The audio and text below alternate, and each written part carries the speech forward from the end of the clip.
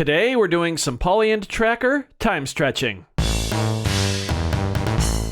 Freebie. Hey, how's it going, everybody? Welcome to Freebeat, where I post new music-related content every single day, so if that sounds good to you, hit that subscribe button, ring that notification bell. Today's patron shout-out goes to Eldon. Thank you so very much for the support. Let's get started. All right, today, doing some Polyend Tracker time stretching, like I said. Now, I, in all honesty, haven't really done time stretching on any device before. I know I already own an MPC standalone. I own the MPC One, which, from what I can tell, is probably the most powerful device out there when it comes to time stretching. However, a lot of you who've been watching my Polyend Tracker content know that the tracker resonates with me on a very, very high level. So I'm very excited to get into time stretching with a workflow and an interface that I understand and enjoy using. So we're going to come up with a beat on the PO32 tonic, and then we're going to sample it, and then we're going to try and time stretch it to a different tempo, and who knows, we'll probably play with some slices as well. So as you can see, we do have sound coming through the tracker from the tonic. So let's build up a kit here, or a beat, sorry. Let's go. So on the kick here, some of you may recognize this pattern. It just happens to be one of my favorites. We'll use that snare drum. Okay?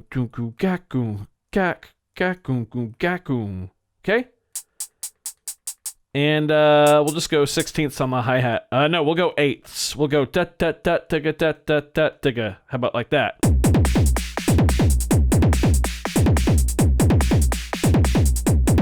All right, let's bring the tempo down to 80.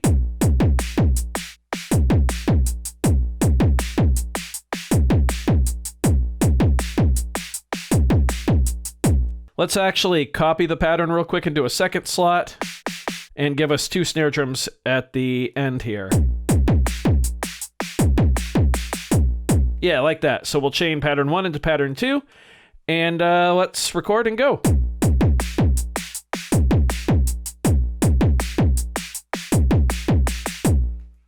Okay, cool. We'll hit stop. Let's go ahead and do a little bit of cropping here in the sample recorder screen.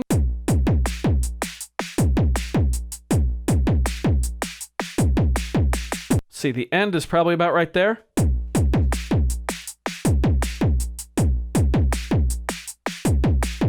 little further. We'll zoom in here at the very end just to get this endpoint dialed in. You can actually zoom in super far, as you can see. Very, very handy.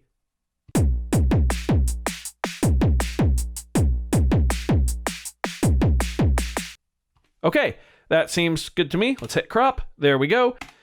All right, now we're in the save/name section. So I'm just going to hit auto name. We will name it, how about Perfect Frogs? Sure. Save and load.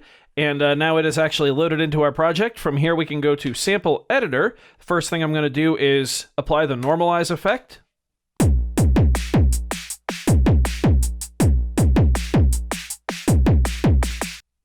Cool. Now, much like a lot of samplers on the market, we can immediately play this at different pitches, but that will adjust the timing. Just something to note. But to time stretch this, we need to go back to the sample editor, and it's actually one of our sample edit options down here. We can click time stretch beat, we click select effect, and now we can pick a new tempo. Let's set the tempo to, we were at 80. Let's push it up to, how about 115? Sure.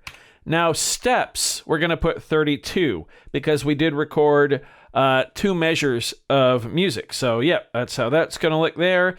We can either straight up click apply, which will process the sample and time stretch it, or we can click preview, which will go ahead and process it, and then it will preview the sound without us, or preview the new beat without us having to commit to it. So let's hit preview and do that. As you can see, this process is taking a little bit of time here. This is where the actual time stretching is happening.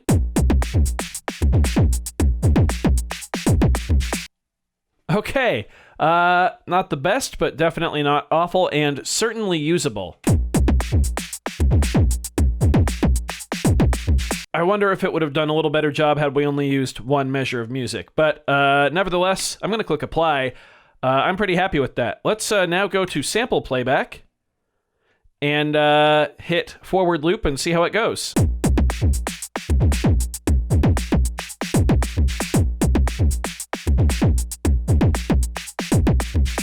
Okay, that's actually pretty smooth, I think, yeah? I don't mind it one bit. Let's go into effects here, maybe give it a little like overdrive or something. Lower the bit depth. Oh yeah. Okay, yeah, that's super sick. I really, really like that. So now we could go back to our pattern editor here and sequence this in. Click play. And we'd be, you know, just off and running with a loop, as we heard in the one-shot or in the forward loop mode. However, I want to take this one step further and now chop up the time-stretched beat. So to do that, we're going to go to sample playback. We're going to come down here and go to beat slice. Now, I could go through and slice all of these individually wherever I want and have them assigned, you know, perfectly to the pads here. As you can see, we could just go like this here. Add some more in. Okay, obviously those were not very accurate at all, but I'm going to click auto slice, and this will do its best to try and think where I want slices. Now, it only came up with 12, looks like, but let's have a listen.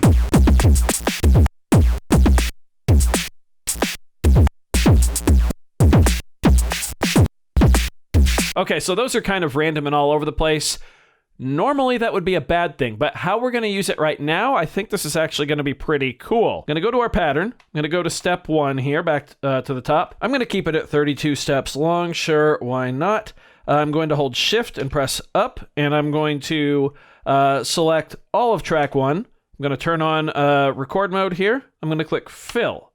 Now, under Instrument for Fill, I want to add in Perfect Frogs, of course. That's the name of our sample.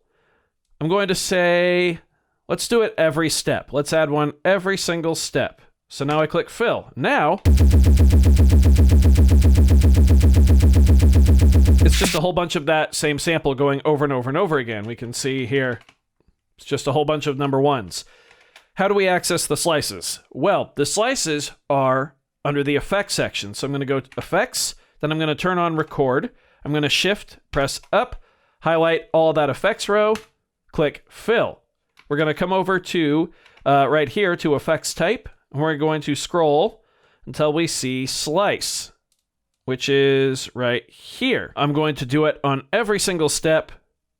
Yep, one step there. And I'm going to do random.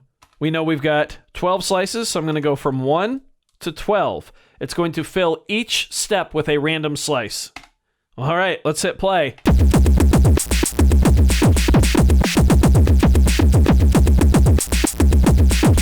Okay, so that's not as cool as I thought. It's kind of garbage, actually. But the cool thing about this is because it's all random, we can do it again.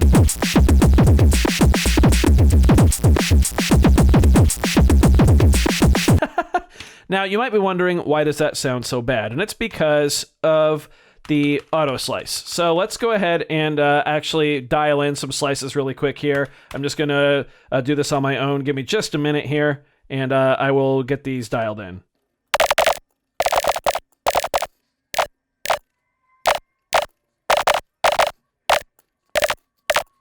Okay, so I came up with 10 slices in kind of random places. Well, not necessarily random, but...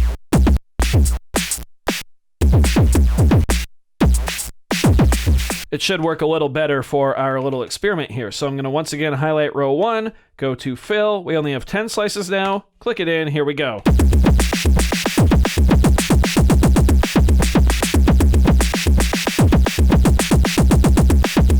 Yeah, as you can hear, that's much better. We can even make it less hectic by erasing everything. Go back to fill here for our instrument. Set it to every 2 steps. And then punch it in there. Now go to effects, random. I'm going to tell it to go just where there are notes. Okay, fill, here we go.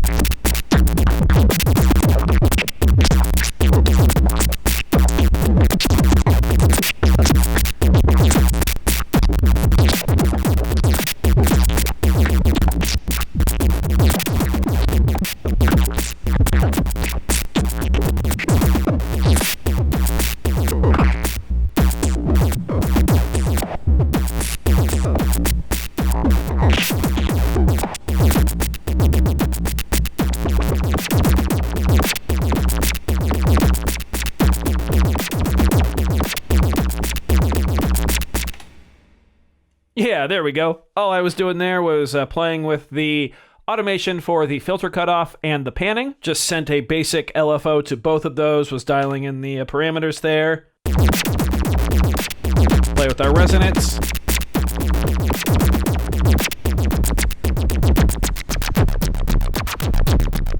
Mess with our tuning.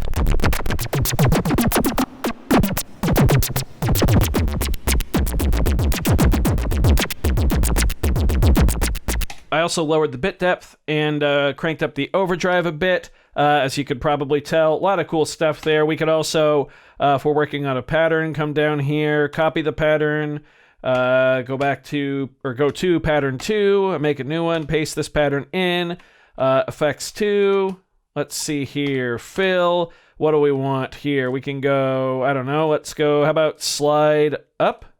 Sure, slide up, perfect. We'll go from 0 all the way up to 255, max it out.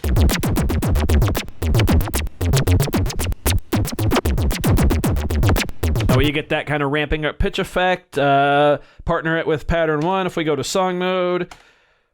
Now I'm just getting into random stuff on the tracker. This all came from that time stretching of the PO32 tonic beat, though, if you remember. So, yeah, here we go. Get a listen to this.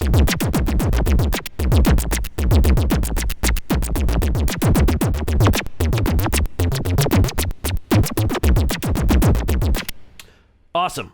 So yeah, time stretching on the Polyend Tracker is pretty cool. I will have to do a lot more playing with it, to completely wrap my head around it. And there are much better examples here on YouTube of people using them, but I definitely wanted to document my first time giving it a shot.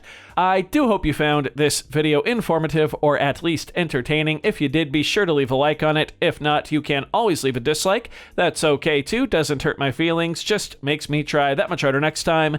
Either way, be sure to hit that subscribe button, ring that notification bell. Thank you all so very much for being here. Thanks for watching. We'll see you next time. Bye.